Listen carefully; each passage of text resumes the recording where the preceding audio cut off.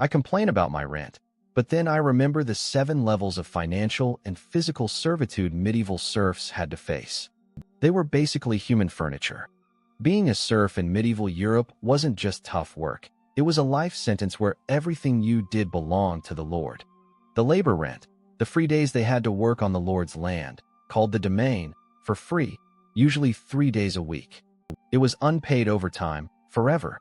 The head tax, the taillage, a straight-up annual payment just for existing. It was the Lord's primary source of cash. The grain tax, the banality serfs couldn't use their own mill or oven. They had to use the Lord's, and guess what? They paid a fee, called a banality, to grind their own grain. The marriage tax, the for marriage want to marry someone from a different manner? Pay the Lord. This was to prevent the loss of labor assets. The inheritance tax, the heriot when a serf died. The Lord often claimed the best movable possession, like the best ox or cow, before the family could inherit. It was literally a death tax.